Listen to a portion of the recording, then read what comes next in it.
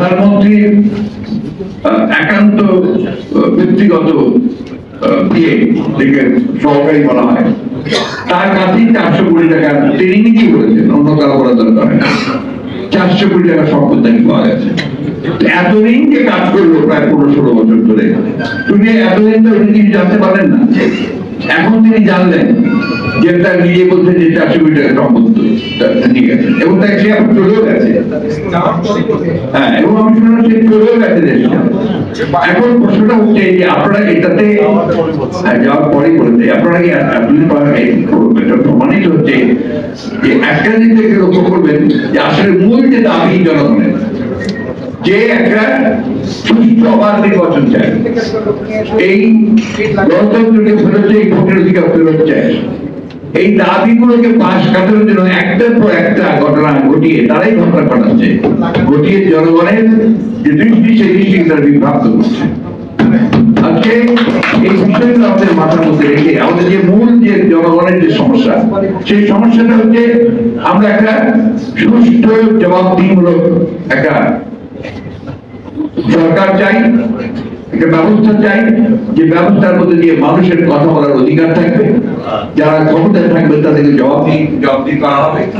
এই বিষয়গুলো তারা জবাবদিহিমূলক আপনার একটা ব্যবস্থা থাকবে এবং সেখানে জনগণ তাদের কথা বলতে পারবে। বন্ধুগণ, বক্তব্য দীর্ঘ করবো না, শুধু কথা বলি। একটা কঠিন সময় আমরা অতিক্রম করছি। এই সময় যদি আমরা রুখে দাঁড়াতে না পারি, এই সময়গুলো যদি আমরা রুখে দাঁড়াতে না পারি, তাহলে আমাদের দেশের জাতির অস্তিত্ব বিপন্ন হয়ে পড়বে। আমরা বরাবর বলছি, আওয়ামী লীগ এখন আর সেই আওয়ামী লীগ নেই। আওয়ামী লীগ এখন একটা সম্পূর্ণ দেউলিয়া একটা রাজনৈতিক দল করে তুলেছে।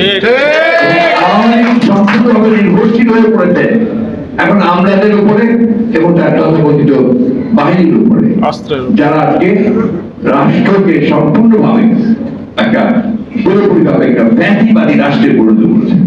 আমি ফ্যাসিবাদ সম্পর্কে আমার ধারণা বই পড়ে বিভিন্ন ভাবে, কিন্তু কোনো ধারণা ছিল না। কালকে আমার মনে হয়েছে যে আমি ফ্যাসিবাদ দেখি।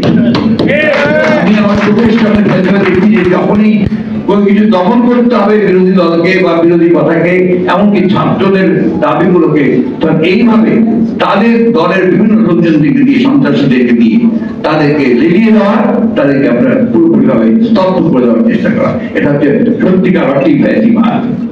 আজকে সেইখান থেকে দেশকে বের করে আনতে হবে। আজকে 53 বছর হচ্ছে স্বাধীনতা।